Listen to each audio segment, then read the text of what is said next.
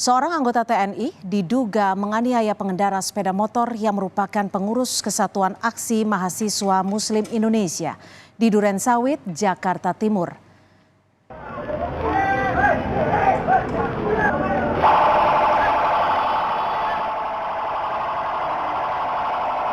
Dari rekaman kamera pemantau, anggota TNI berseragam lengkap diduga menganiaya korban yang merupakan anggota pengurus pusat KAMI di Jalan Delima, Kecamatan Durensawit, Jakarta Timur, Jumat siang. Penganiayaan diduga terjadi akibat perselisihan di jalan raya.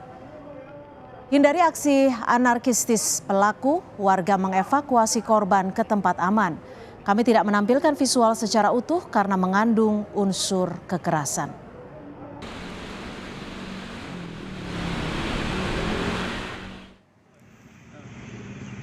Korban penganiayaan yang diduga dilakukan anggota TNI melaporkan penganiayaan ke kantor Denpom Jaya 2, Cijantung, Jakarta Timur, Senin pagi.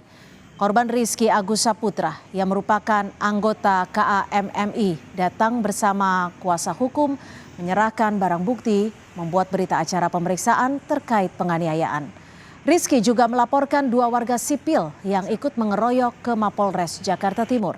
Akibat peristiwa ini, korban mengalami luka di badan dan wajah.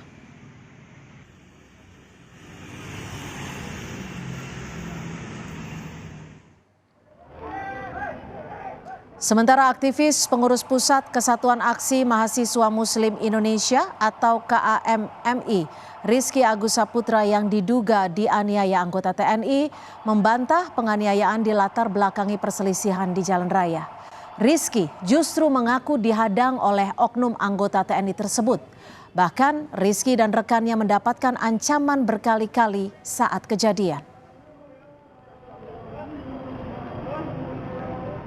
Karena dia sudah kelewat batas, tidak ada lagi celah untuk saya menyampaikan apa maksud dan motif dia. Karena saya tidak merasa menyenggol, apalagi belakangan ada kata-kata perselisihan. Tidak ada sama sekali, saya pastikan tidak ada sama sekali perselisihan di jalanan.